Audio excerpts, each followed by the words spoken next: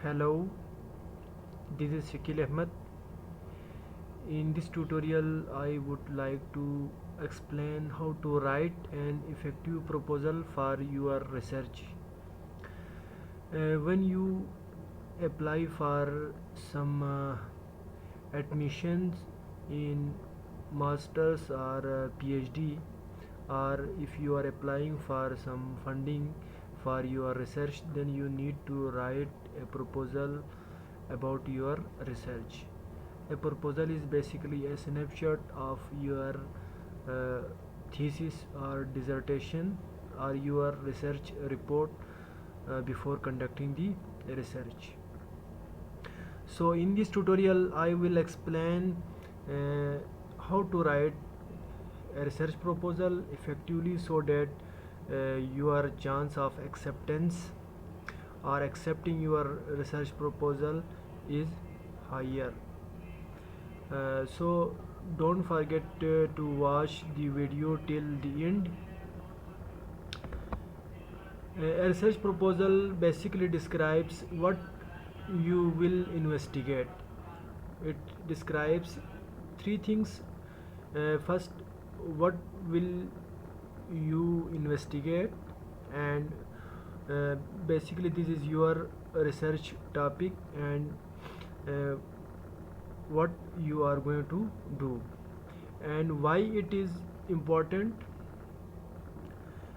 why your topic is or why this research is important. You need to clarify this thing in your research proposal. And the last thing, how you will do the research. You need to describe the research method or research design in your proposal. So basically a research proposal has 5 elements, but it varies from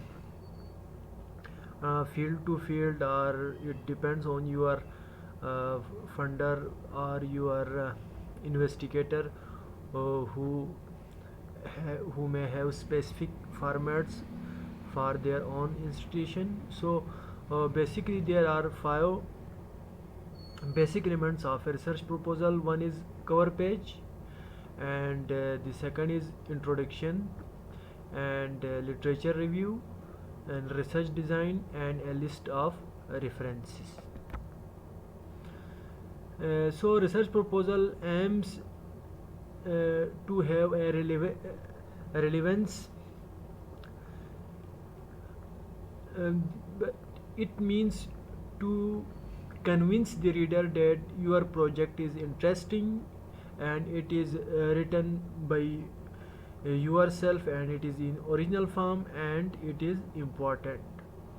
So the relevance of your research proposal is an important aspect of your research proposal. And the second is, in what context you are writing your proposal. Show that you are familiar with the field in which you are doing your research, and you understand the current state or current gap in the research uh, on the of the research on the topic or in the field. What has been already done and what you are going to do. This should be clear while writing a research proposal. And your ideas have a strong academic basis. Means you have a strong theoretical background in the field in which you are writing a research proposal. Most of the students ask, especially me, to help in writing their research proposal. Basically, I personally can only write or can only give idea in the field in which I am working. Most of the students ask the question or ask the uh, other people on social media to suggest them some topic, but this is a wrong way. You need to uh, you can specify the overall or general topic by other people or by the help of other people, but uh, the field in which you are writing the proposal, you should have a strong academic basis. And the third thing is approach or method. You need to show that you have carefully thought about the data, tools and procedures, what type of data you are using, and what is your study population, and what tools and procedures you are applying to conduct your research. And the feasibility of your research is your project is feasible within the practical constraints of the program or the funding, or according to the scope of your institution. So feasibility of uh, the research should also be uh, mentioned in your research proposal. A research proposal's structure usually looks like just a shorter version of a thesis or dissertation, but it has no result and discussion section. The remaining sections of the thesis can be written in a proposal. So we describe the elements of a research proposal one by one. First is title page or the cover page. The cover page of proposal will usually uh, consist of a proposed title of your research or of your thesis, and then your name, your full name should be mentioned, and your supervisor's full name and his designation can also be mentioned, for example professor, doctor, and then name of your supervisor, and the institution and department should also be mentioned. Check with the department or funding bodies to see if there are any specific formatting requirements. Most of the universities or funding agencies have their own format of writing a proposal, and then you need to write the proposal according to their format, not the format I suggest here or any other template from uh, Google. So the title page should also can also be consists of abstract and table of content. If you want to include an abstract and a table of content to help the reader navigate the document. The next part or next element of your thesis is the introduction, and it is the most important and the first part of your proposal. It is the initial pitch for your project. uh, this part make sure it clearly that your proposal clearly explains what you want to do and why you want to do your research. It should contain introduction of the topic. You need to first introduce your topic and then give background and context of the research. The background and context, as we already mentioned, should cover the uh, existing state of your existing state of knowledge about the topic, and what is uh, your contribution, and what problem uh, or what thing is missing in previous researches which you are going to solve. And in this section you can also mention problem of statement and research question. So while writing in the introduction section, you need to keep, or you can ask following question to yourself: who has an interest in the topic? You must think who has uh, an interest in your topic. For example, scientists or the practitioners in the field, or policymakers of your state or government or particular members of any other particular member of society has interest have interest in your research, uh, then you need to ask the question of how much is already known about the problem, how much you know about the problem, and what is missing from current knowledge. This is basically the research gap you need to mention in your introduction section. And what new insight will you reach your research contribute, and why is this research worth doing, and why is this research is important. So you need to ask these questions while writing your introduction section. If you write these questions on a separate sheet while writing an introduction and ask yourself, uh, have you given answer to these questions? If you are able to answer these questions in your introduction section, then your introduction section is okay. So detailed information on the background and context, problem statement, aims and objective, and importance of the research are all included in your introduction section. And the next section is literature review. It is also important to show that you are familiar with the most important research in your topic, which have already done by other researchers.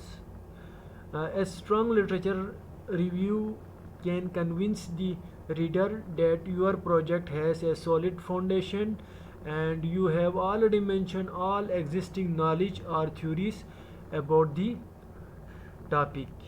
It also shows that you are not simply repeating what other people have already done or said in the field. This section aims to demonstrate exactly how your project will contribute to conversation in the field. Basically, you are clearing that there was a research gap in this field or about this topic, and you are going to do that, or you are going to fill that gap in this research.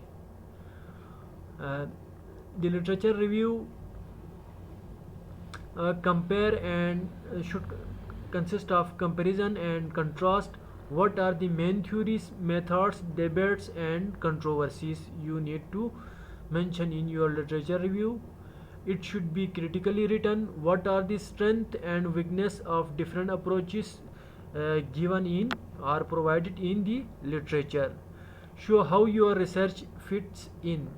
Means when you find some gap in or some weaknesses in previous researches, then how will you build on challenge or synthesize the work of others?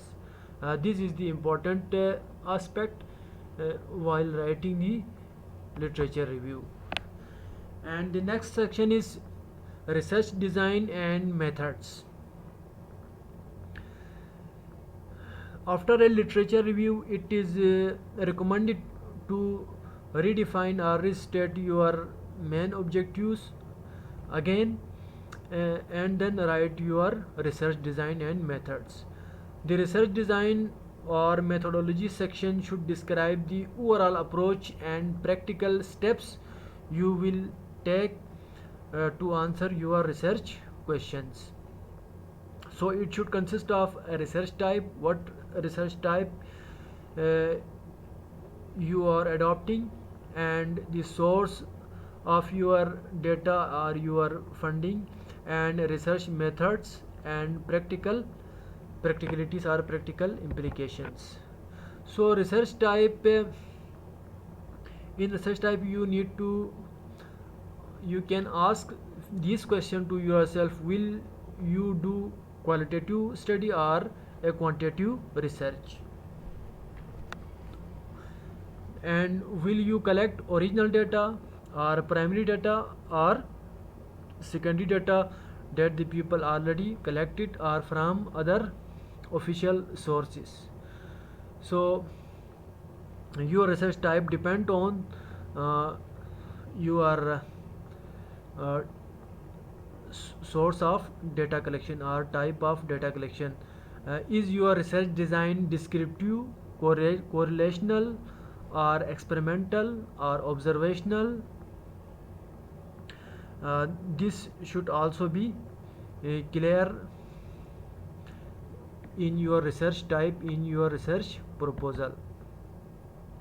The next thing is sources. Exactly what or who will study. This is basically your research population or study population. For example, high school students in Punjab.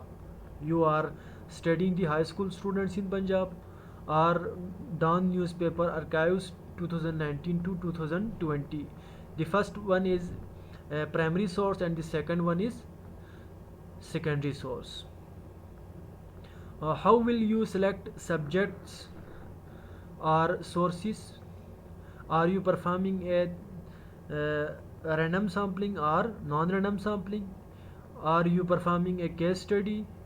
Are you performing a randomized controlled trials? So in this section you need to define all these things or decide about these things. When and where you will collect the data, you need to define the time frame of data collection and the point or the area or specified the area where you collect your data. A research method, you need to define research method. After defining the source, what tools and procedures will you use? Survey, interviews, or observations and experiments to collect and analyze data. I have uh, prepared a tutorial on data collection. You can see the video if you don't know how to collect data from my you can see my channel. The next thing is, why are these the best method to answer your research question? You need to choose uh, the tool and procedure to collect and analyze the data. Then also indicate why the chosen uh, tool is or the procedure is important or it is stable to your study or for reaching your study objective. And the practicalities, you need to also think about how much time will you need to collect the data, as we already discussed in source. And how will you gain access to participant or sources? Is there any risk of non-respondent? Then you need to adjust your sample size or the number of units or individuals you are going to study. Do you foresee any potential obstacle or bias in your data? You can also think about potential biases in your study, and how will you address these obstacles? Make an argument for why this is the most appropriate, valid, and reliable approach to answer your questions. When you follow a research type and study design, then you should have an important argument that why this specific method or approach is most appropriate, valid, and reliable to answering your questions. Implication and contributing to knowledge. To finish your proposal on a strong note, you can explore the potential implication of the research for the theory or practice.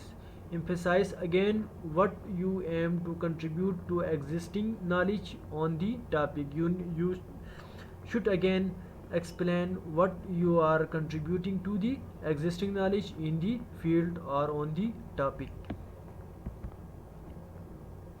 For example, your results might have implications for improving process in a specific location or field.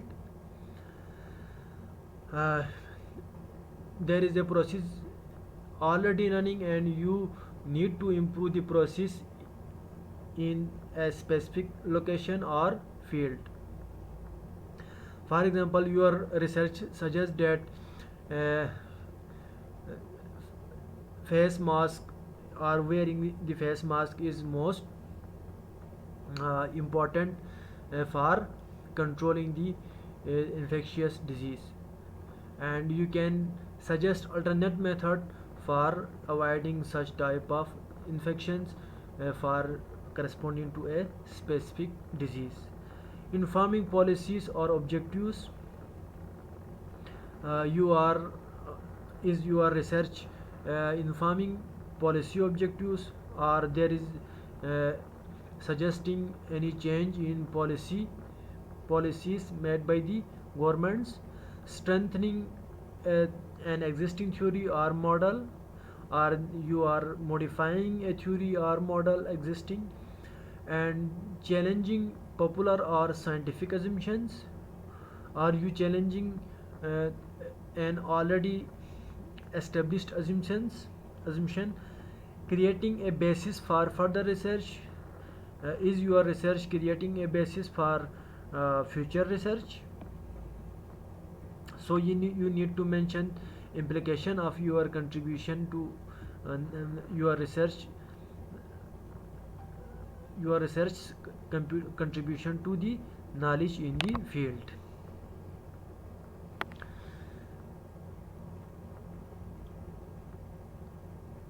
A reference list or bibliography.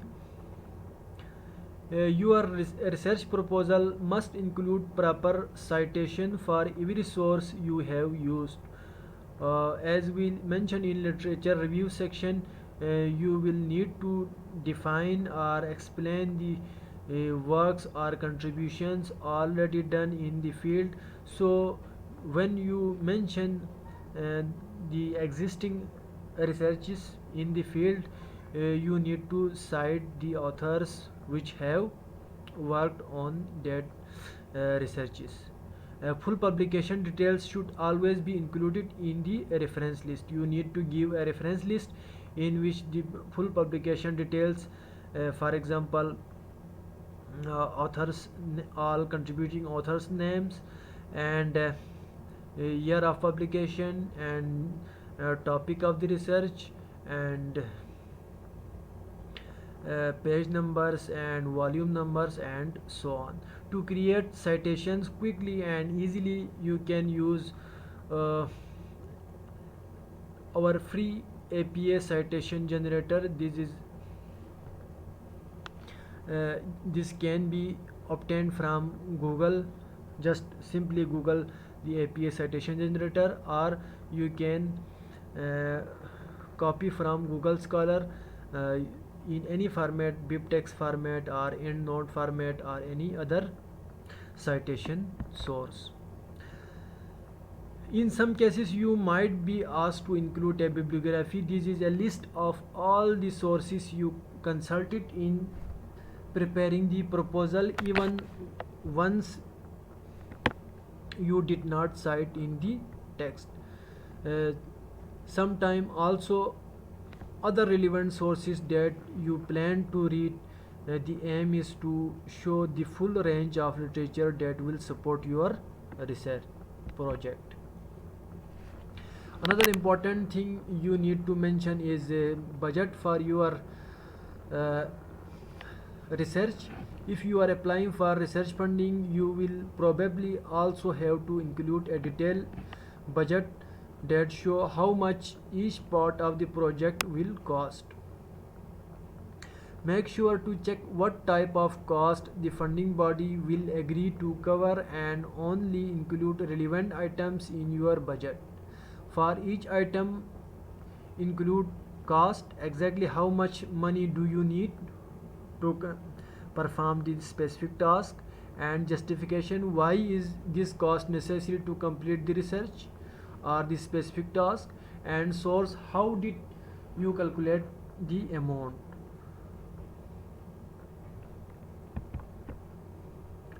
uh, the budget, while deciding the budget, think about the travel cost.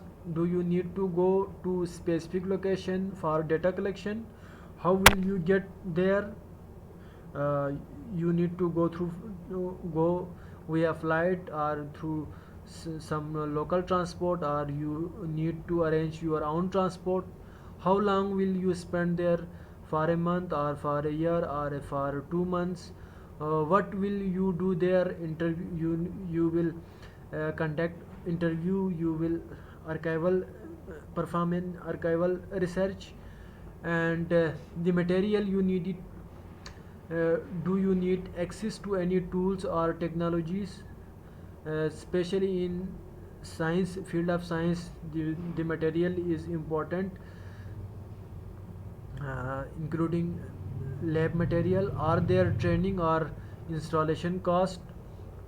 Do you need to hire research assistant for the project? What will they do and how much will you pay them? These all should be included in your budget. And the time frame, do you need to take leave from regular duties such as teaching? How much will you need to cover the time spent on the research? After this, you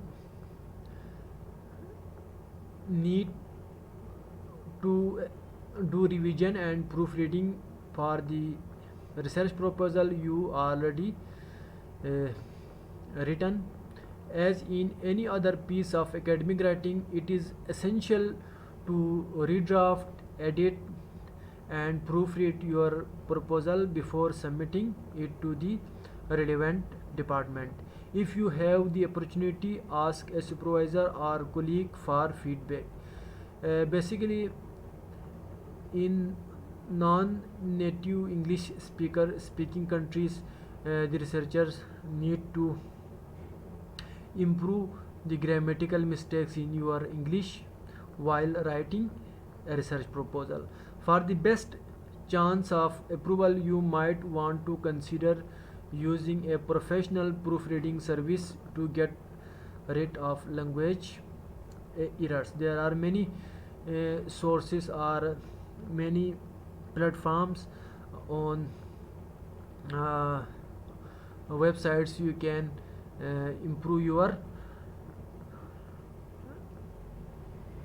language error and other uh, statement error or wording error from your research proposal.